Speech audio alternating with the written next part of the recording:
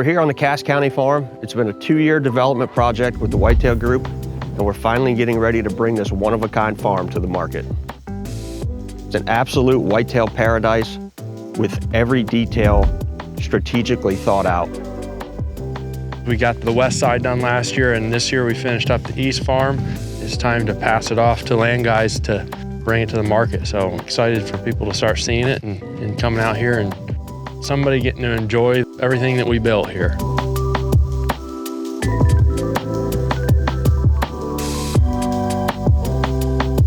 My name is Bobby Kendall. After a decade of playing country music, my family and I moved to West Central Illinois to chase my true passion, giant Midwest whitetail bucks.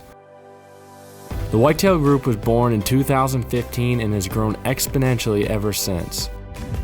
We develop properties for the elite whitetail hunting experience.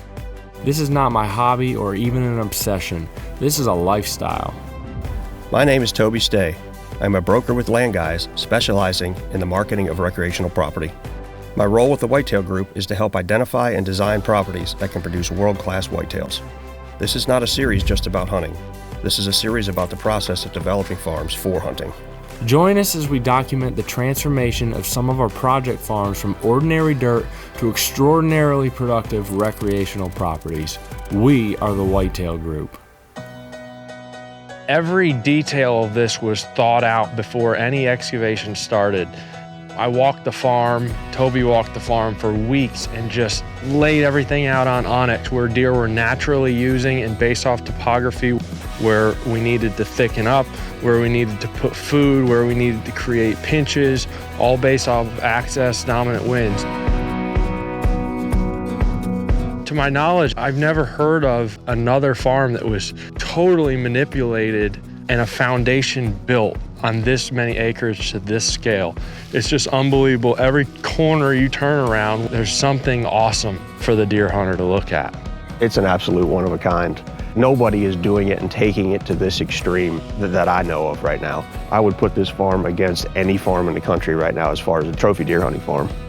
All these guys that kill big deer, the one thing that everybody's got their own strategy, but the one thing everybody's got in common is their low impact on a large majority of their farm. Big deer only walk so much in daylight, so when they walk, you need to not just be able to see them, you need to be able to kill them. So we've seen that on this farm.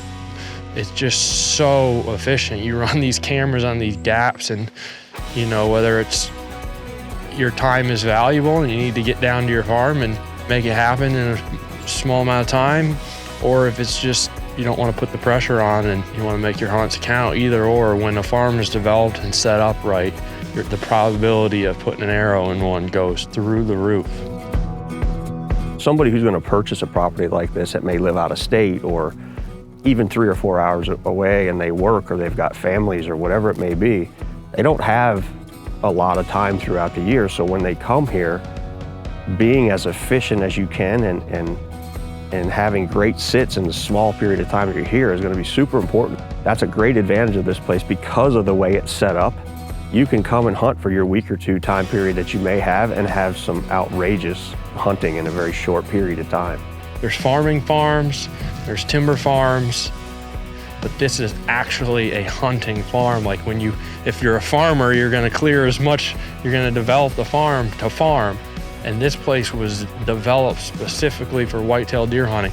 All this tillable that we put in, it wasn't laid out, for farming, it was laid out for deer hunting. Farmers want it big and wide open and square and easy to farm, and we did everything but that. There's all kinds of coves and points, and I mean, it's a deer hunting dream. There was multiple different landowners at one point. So because of that, you ended up with multiple diverse almost types of changes or habitat within the farm. And one of those sits right in the center of the farm. It's right off the back of this food plot. And it's probably a 15 or 20 acre area. And I don't know if at one point it was logged or pastured or what, but it is super awesome bedding. It's thick and it's got points and all this stuff. So because that was already there, we kind of built off of that as a right in the center of the farm internal sanctuary. So on a macro perspective, you know, we got that going on, and then we've got this tillable that we built, and then this food plot is here as a staging plot. So there's a macro strategy of why this is here. Then Toby will talk about kind of the micro strategy within this food plot. You've got 2 or 3 different road systems that come up this side of the farm, and they pinch together. They come through an old gate opening that was already there. So we knew that gate opening was already getting used, so when we structured the road systems on this side, they pinched through something the deer were already using. So you've got road systems coming together with green plot, a wall that pinches them through the green plot into the standing crop. So this is a real good example of something that we repeated, I think 7 times on this side of the farm, is this compilation of everything coming together in one place. It's where deer naturally want to be anyway. You know, we got this wall here, and then that one obviously could have stopped over there at the wood line, but we brought it this way to make this pinch. We've got a cedar rubbing post and scrape tree coy here. Another reason for them to be in bow range. Got a ladder stand over there for some winds. We got this lock on at the end of this wall.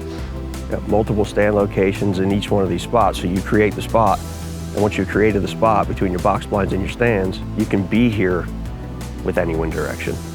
The south line of this side of the farm here, it's down in a draw, and the whole entire hillside is all south facing.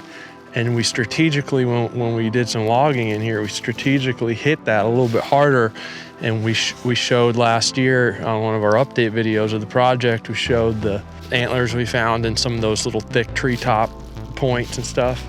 Well, we built a wall with the brush that runs a 1/4 mile all the way across the top of it with strategic openings where those deer have got to come from that south-facing slope up to the field. In the morning, if you want to get back here to hunt, we got a trail on the back side of the wall, so you can come in and you can walk the back side of the wall and not bump deer out in the field to get to these hunting spots. So super detail, you know, as far as the way all the working parts of this farm were thought out.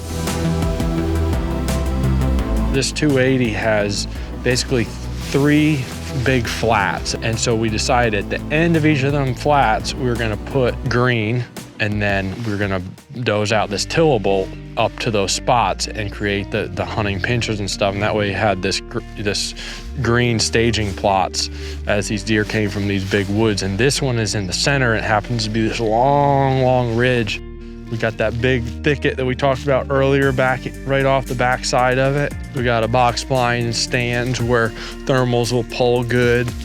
On a micro strategy level, what we'll do is, like, we got a stand there and we got the blind there. So we'll split this plot in half. This is rye and clover. It'll be lush clover next year. And this is brassicas. You can plant something else here, but the important thing is to keep this natural line of 2 different food sources. So does will congregate. And that means when they're congregated there and a buck comes out, whether it's October or November or whatever, he's gonna come to where those does are. Also, we got the tree coy here. These things are made out of cedar. They've been scraping under that. We'll usually eliminate all the scrape branches around the plot, and that will force them to go there to mark their territory in this plot. One more reason to up their odds of them being in bow range. When this was all woods, this ridge came to a narrow squeeze right here, and we knew that this is the spot we want to break the crop and the green. So we did that. We got a 20-yard pinch. When they get really, you know, cruising and the rut's on full swing, this is about the only tree you need in this quadrant of the farm if you're getting buck consistently over here. So this is what we call the Horseshoe Plot. This is like a 2-acre food plot back here. This main ridge here that heads north on this side of the farm, it kind of dies right here, and it actually has 2 little points off of it. So that's where we stuck this food plot. It's shaped like a horseshoe, obviously. Putting the pinch point here where we got the box and the stand. We got a wall that comes around that whole thing. Tree coy, eliminated scrape branches. Right now it's rye and oats, and it'll be clover. Just an awesome spot. Awesome turkey hunting spot. It's on high ground too, so all the deer are bedded off the edges. It allows you to get in and out of here. Super low impact. When it comes to a peak of the rut spot to just see bucks cruising, this spot is seriously one of the sweetest places I think I've ever seen. So big picture, the reason this plot is here is you have this major draw going this way with a creek in it. You have a major draw going this way, and they both tee in, and then this is an even bigger draw, creek bottom. It's like a Y of big bottoms. This hillside here basically runs the length of the north line, so east and west. So we hit that a little bit harder during the logging project strategically to make a big, huge south-facing bedding area sanctuary to where our access comes down to this food plot or goes up there to the Horseshoe food plot, and we never even have to go into or disturb that, so we hit it a little bit harder.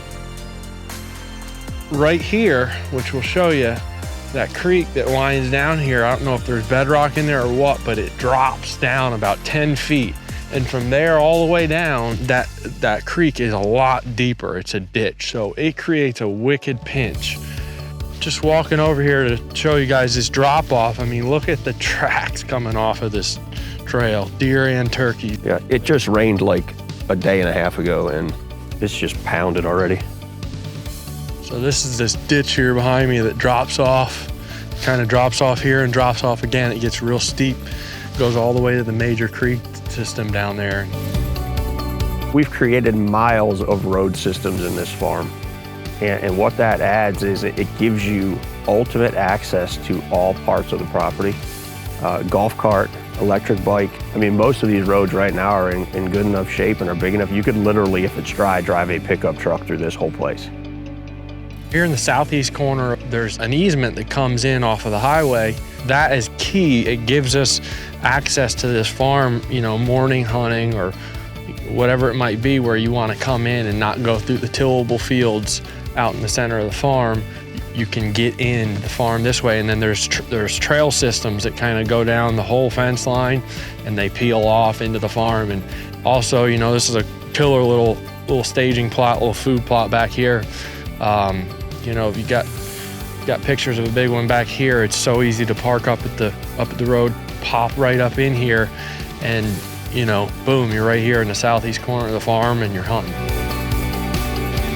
So this property is located on a dead-end road with utilities present, a storage building, and multiple places to build a pond. That wraps up the east side of the Cass County farm. Now we're going to take you to the west side and show you everything it has to offer.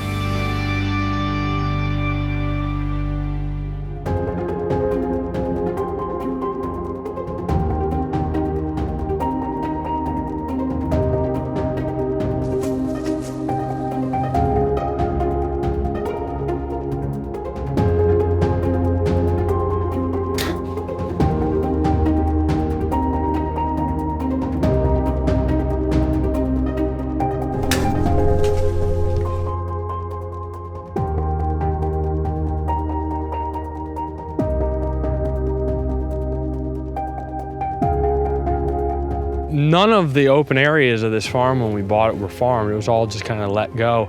So we reclaimed all that, and then we pushed in this 10-acre flat with the dozers and the excavator.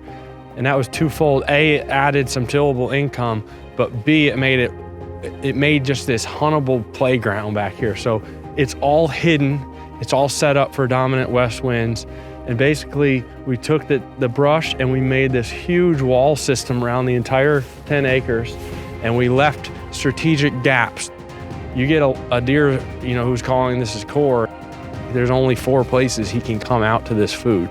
We pushed out a little extra cove here that we put a green source in. You know, we started out with our shadow hunter over here, hunting this green early. This proved to be one of the hottest spots throughout the whole season. And then late season, when Ash and Jesse were hunting the big 9, came in here for 20 minutes, never got out of the tractor, mowed our corn area, scooped up the box, set it over there in the corn. They were able to get in and out with deer in the field, shoot straight over the wall through the corn and out, and never bust the field up. This is one of 3 green plots that we built and put on this farm. All 3 of these food plots we put in with the dozer last year. We limed them all with ag lime and then planted them all with rye oats and clover. And the clover was a blend, 3-way blend that I like of Jumbo Ladino, Alice, and Copu 2. And so these things are all established. Basically, you'll have good food plot for 4 or 5 years if you maintain it. One of the coolest things about this farm is all of these ridges. I mean, off the backside of this cornfield, there's two main ones that have some mini ones, and they all go north and south, and they're wicked thick. And then off the side of the cornfield, there's a main one that heads east and west where we got a food plot. And off of that, there's a bunch more leaders that go south. All the structure, this spider web of ridges you're talking about, they all come up and they merge right here in your kill plot, Right. your main focal point of the farm. All our gaps that we built on this wall, they're all strategically put where the main leader ridges come in. So like right here behind me is like a 15-foot hole that comes right up here to the edge of this wall. And there's two little micro ridges, and every one of these leader ridges has a trail pushed out on it. In here is an example, the end of a bunch of ridges come back together back here. And this is an example of where we strategically logged to let more light in. There's a point here, point here, point here, point behind us, and all of them, you can see 1 year of regeneration, this stuff that's growing, and it's awesome. The stuff, some of it down here in the flats is up to my neck. This is just 1 year of regeneration. I'm 6'4". Perfect place for a big buck to run down in here and hide. This is one of my favorite hunting setups over here. This is the main east-west ridge that comes out into this field that we pushed out. So we brought the walls in here. We made sure to bring all the way around so that deer can't get downwind of you here, and you've got a max 30-yard shot. Another big thing about this tree, it was all laid out around that tree. Another big thing about that is early season with thermals. The thermals are gonna pull into that bowl behind you, which is the same wind direction it's set up for. Usually when you got the perfect spot and you're like, I need a tree right there, yeah, the tree's decent. That tree was right where it needed to be, and it had that perfect split.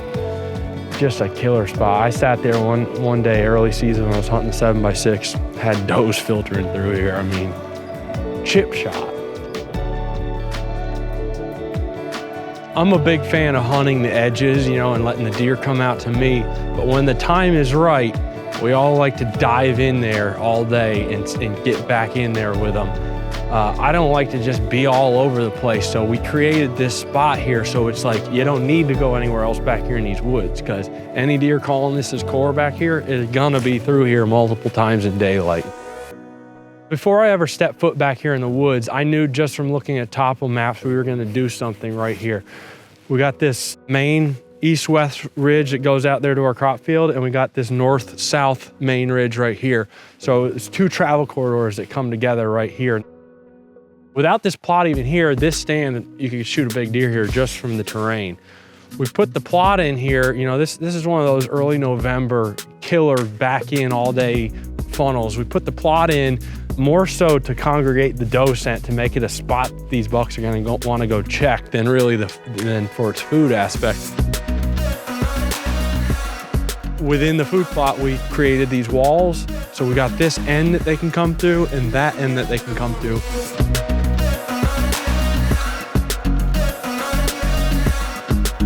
So this is the most northern food plot on the farm. When I was scouting in here before we did anything, there was a crazy trail going out to the fields here. There's two draws that came up and literally created like a 20-foot land bridge. Not only that, but our main wall out in the fields comes right up to the end of the plot as well. We've got an awesome west wind stand, south wind stand over here. And from an aerial point, we've stacked the walls, and this plot literally looks like a funnel going to the field. The length of the north line is south-facing gnarly hillsides, and all those deer transition to this plot and funnel out into the big fields. We had crazy trail cam footage from this scrape right here. That's a 20-yard shot. When we started up again with the excavation year 2, we got back over here and we put this trail system in because we wanted to make sure we had access, because our cabin site's over here, parking is over here when you first get to the farm. So we wanted to have morning access to come in here and shoot down the south line to where we didn't have to go up into there and bump deer off those food plots. We can just shoot down in here, and then there's lots of little feeder trails we could get up into the farm, different spots that we might want to be during the rut.